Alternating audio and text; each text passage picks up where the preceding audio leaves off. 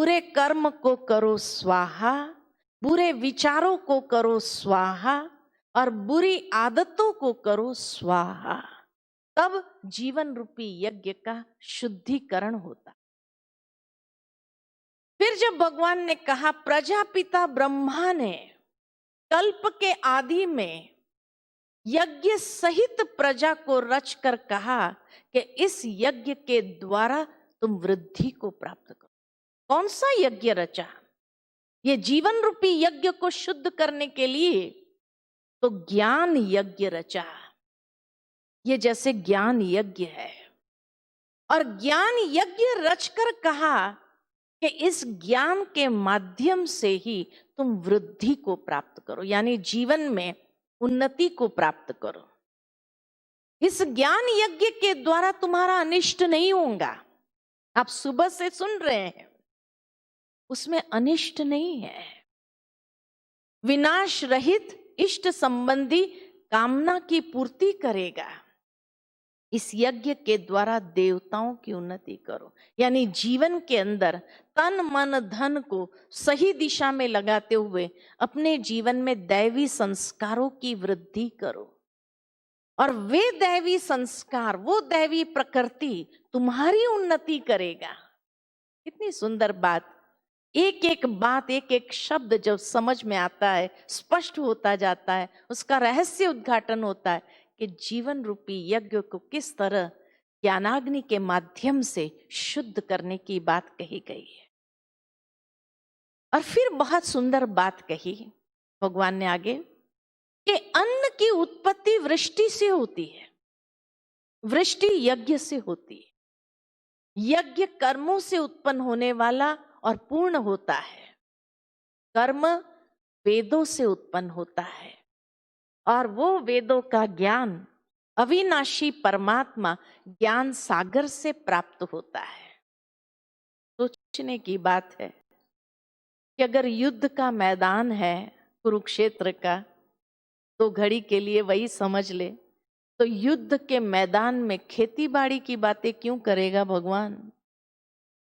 कि भाई अन्न की उत्पत्ति करनी है, खेती बाड़ी की बात है ना, तो वृष्टि चाहिए, और वृष्टि नहीं हो रही तो यज्ञ करना पड़ता है। इसीलिए जब भी वृष्टि नहीं होती, लोग हवन यज्ञ शुरू कर देते हैं खेतों में, और वहां सारे वेदों को रख करके वेदों की भी परिक्रमा कराते हैं। गीता में भगवान ने कहा है।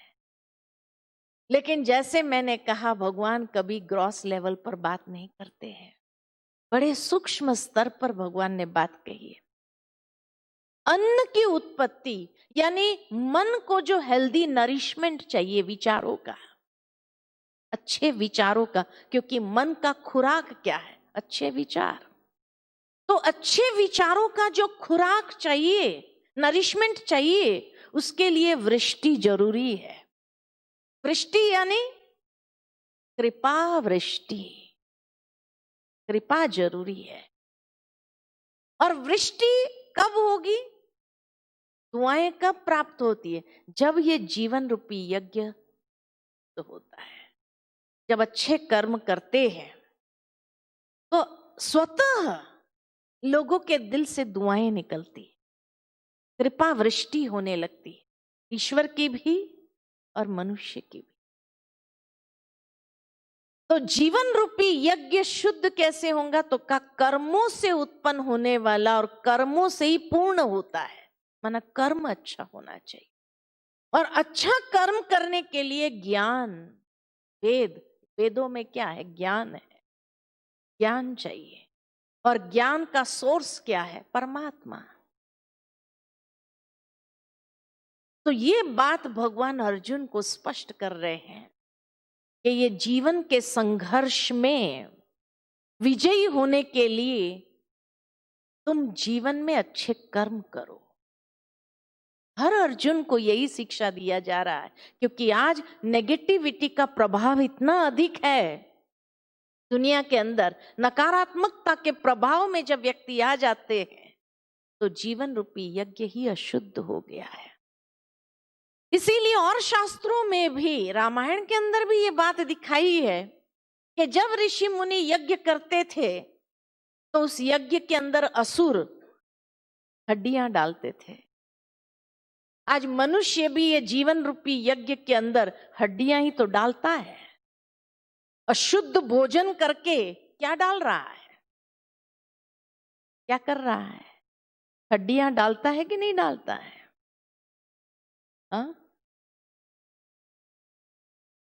नॉन वेज जब स्वीकार करता है तो ये हड्डियां ही तो डालता है।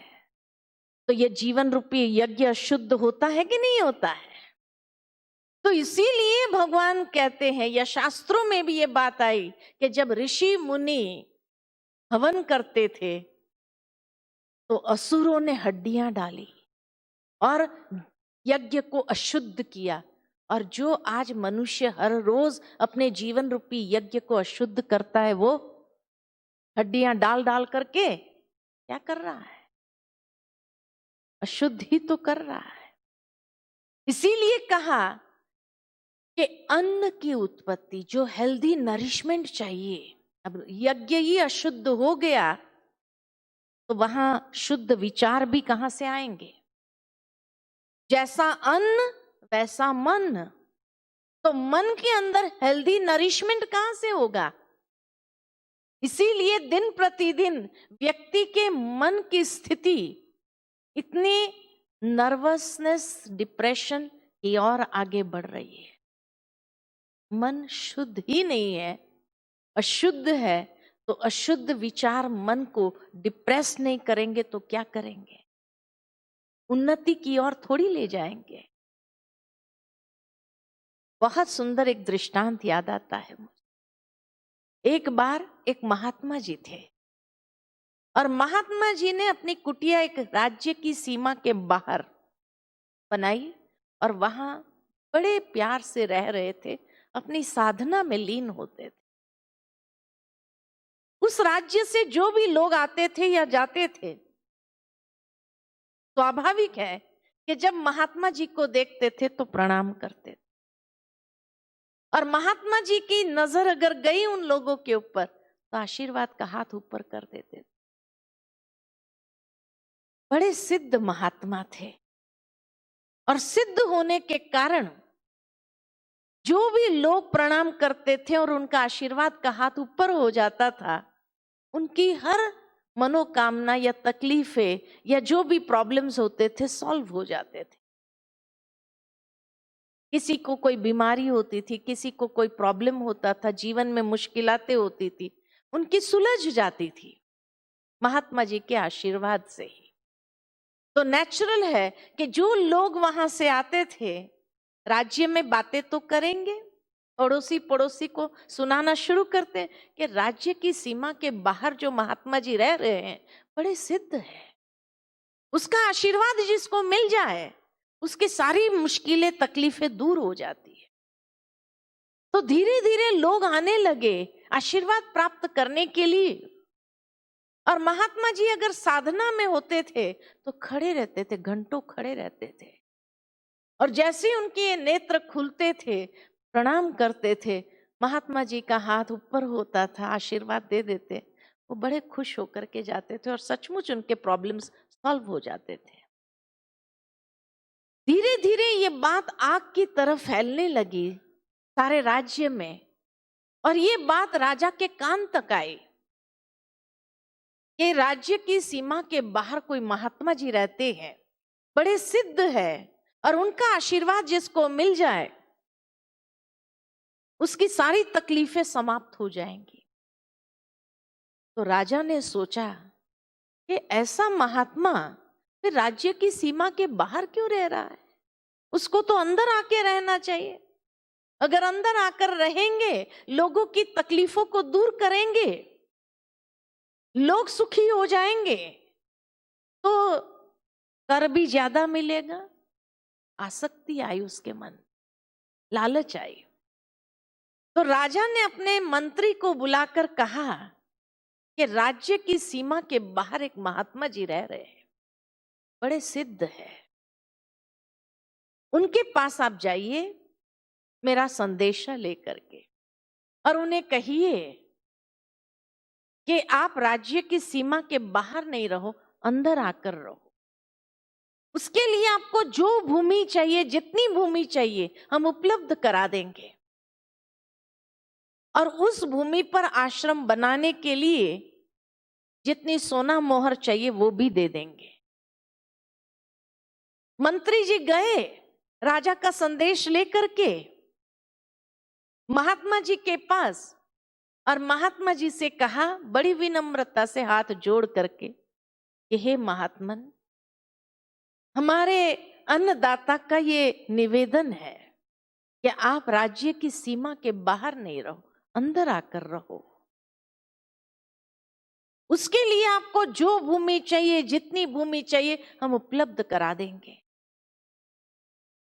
और उस भूमि पर आश्रम बनाने के लिए जितनी सोना मोहर चाहिए वो भी दे देंगे। आप प्रजा का दुख दूर करिए, यही हमारी भावना है। जैसे ही उन्होंने राजा का ये संदेश दिया, महात्मा जी मुस्कुराए, अंतर्ज्ञानी थे, समझ गए, कहा ठहरो, और अपनी कुटिया में गए।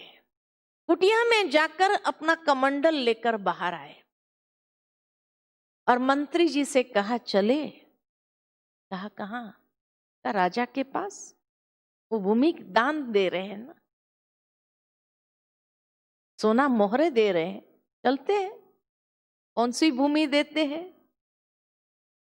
अब मंत्री जी ने इतना एक्सपेक्ट नहीं किया था कि इतना जल्दी महात्मा जी तैयार हो जाएंगे। उन्होंने सैनिकों को आगे भेज दिया संदेश लेकर के, राजा को कहो कि महात्मा जी पधार रहे हैं। राजा ने बड़ी धूमधाम से स्वागत की सारी तैयारी की, और स्वागत की सारी तैयारी के साथ जब खड़े थे, महात्मा जी जैसे पधारे, धूमधाम से स्वागत करते हुए उनको अंदर ले आए राजमहल में, आसन ग्रहण करवाया, और उसके बाद हाथ जोड़ करके विनम्रता के साथ निवेदन किया कि महात्मा जी आज से आप बाहर नहीं रहेंगे, राज्य की सीमा के अंदर रहेंगे। जो भी भूमि चाहिए आप सिलेक्ट कर लो, और उस पर आश्रम बनाने के लिए जितनी सोना मोहर चाहिए ना, वो भी हम देने के लिए तैयार है। महात्मा जी ने अपना कमंडल उठाया और कहा ये कमंडल भर के सोना मोहर दे दो। अब जैसे ही कमंडल राजा ने उठाया तो देखा कि कमंडल इतना गंदा था, इतने जाले उसमें लगे हुए थे, बदबू आ रही थी। अब उस पात्र के अंदर सोना मोहर कैसे डाले? तो राजा ने अपने दास दासियों को बुलाकर कहा ये पात्र साफ करो, अच्छी तरह साफ करना। दास दासियों ने अच्छी तरह से पात्र साफ किया, साफ करके ले आए। राजा ने अपने सिल्क के कपड़े से उस पात्र को पोंछा और उसमें सोना मोहर भरी। सोचा कि अब तो महात्मा जी के आशीर्वादों की वृष्टि होने लगेगी, खूब आशीर्वाद मिलेंगे। परंतु महात्मा जी मौन हो गए, कुछ भी नहीं कहा। बड़ा आश्चर्य हुआ राजा को, इतनी सोना मोहर दे दी फिर भी आशीर्वाद नहीं मिला। आखिर राजा ने कह ही डाला, महात्मा जी आपके कृपा वृष्टि हो जाए। फिर भी महात्मा जी मौन रहे, कुछ नहीं कहा। दोबारा कहा, हे महात्मन आपके आशीर्वाद प्राप्त हो जाए। तब महात्मा जी ने कहा पहले पात्र को साफ करो। राजा ने कहा मैं समझा नहीं। कि जिस तरह ये पात्र गंदा था और इस गंदे पात्र के अंदर आपने सोना मोहर नहीं डाली, ठीक इसी तरह आशीर्वाद भी अमूल्य है, इनवैल्यूएबल है। आशीर्वाद को प्राप्त करने के लिए पहले मन का पात्र साफ होना चाहिए। मन के अंदर अनेक प्रकार के लालच हो, और उस लालच के कारण ये सोना मोहर तुम मुझे दान कर रहे हो। पात्र ही अगर गंदा है तो आशीर्वाद की प्राप्ति नहीं होती। और यही बात भगवान अर्जुन को भी समझाना चाहते हैं कि जीवन के अंदर अच्छे विचार कहाँ पनपते हैं। अगर मन का पात्र गंदा होगा तो उसमें अच्छे विचार की खुराक प्राप्त नहीं होगी।